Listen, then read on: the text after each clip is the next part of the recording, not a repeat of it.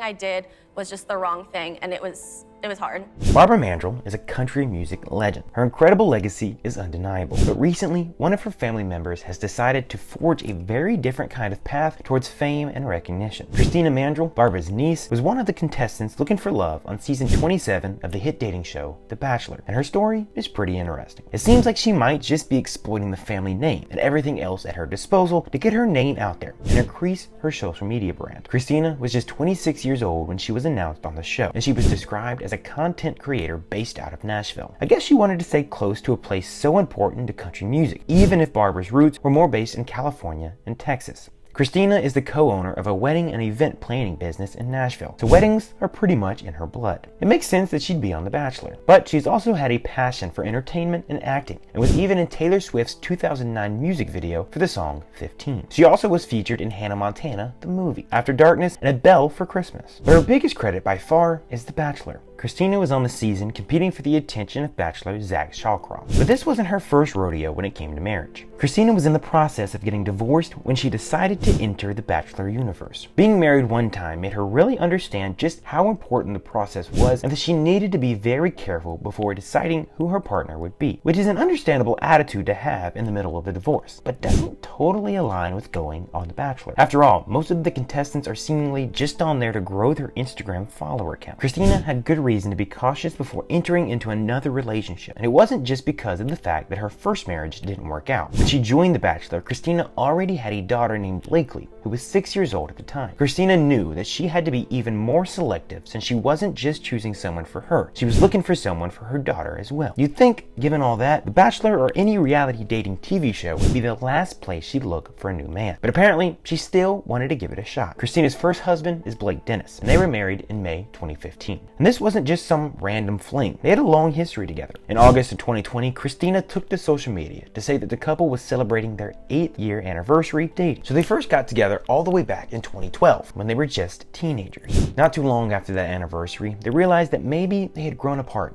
and decided to call it quits. They officially split in November 2020, but despite the awkward situation, it seems like they managed to be adults about it. That's so important when there's a kid involved. Even though they're divorced, Christina has managed to become friends with her ex-husband's new girlfriend at the time of joining The Bachelor, Sydney Freeman. But Christina's old relationship isn't what got people so excited. Fans were curious to see how her love life would unfold on The Bachelor. While Christina has a famous relative in Barbara, the bachelor she was pursuing also came from a somewhat noteworthy relative. Zach's uncle is none other than Patrick Warburton, who you definitely know if you're a fan of Seinfeld. Patrick played one of Elaine's weirdest boyfriends, Putty. Christina's appearance on The Bachelor was memorable, but it wasn't for the right reason. She raised a lot of eyebrows by being somewhat of a mean girl. It seemed like she was there for screen time and not for love. And when you've got a daughter waiting for you at home, that's a pretty sad way to spend your time. Christina got plenty of screen time and was even on The Bachelor after the final road. They introduced a handful of contestants, and she was one of them. Christina and Zach seemed to share a genuine connection, but ultimately it wasn't enough. But as if there was any doubt that Christina was just writing Barbara's name for as much fame as she could squeeze out of it, she went back to reality dating to find a husband again. If she really cared about who she wound up with and who would be helping her raise her daughter, she would have been steered clear of Bachelor in Paradise. It's notoriously one of the messiest dating shows there is.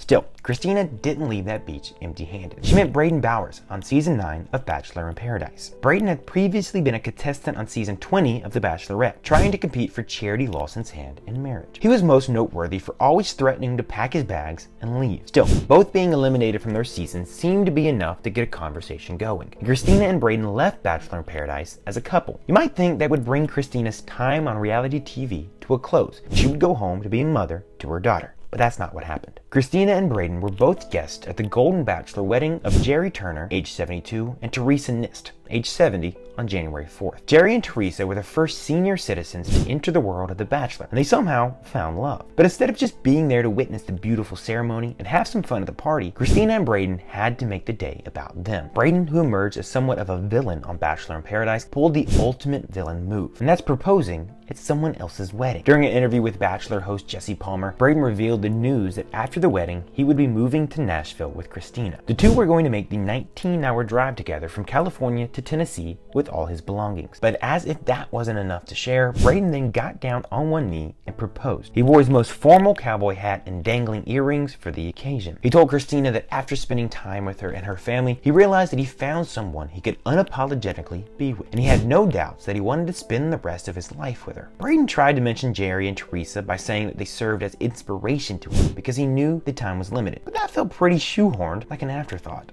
Braden proposed and Christina said yes before blurting out that she was only now realizing that this was why she had to get her nails done. But the whole thing was so clearly rehearsed. Of course she was in on it. It was probably her idea to have it happen on TV at the wedding. They even had jeweler Neil Lane, who does all the rings on The Bachelor, do the ring for them, which means they didn't have to pay a dime for it. The whole thing just felt kind of tacky. I mean, who really does that at someone else's wedding, especially in front of a TV audience? Viewers on social media quickly blasted Braden for making someone else's special day all about their reality TV romance. Braden claimed that he got the blessing from Jerry, but we'll never know for sure. The only thing that's undeniable is that you never propose in the middle of someone else's wedding, unless of course you're Christina and Braden. Barbara Mandrell's legacy is one of incredible music that will stand the test of time, while Christina's seems to be about chasing fame on reality TV at any cost. But what do you guys think? Is Christina using Barbara's name for fame? Will Christina and Braden's marriage last? Should you ever look for true love on reality TV? Let me know in the comments below.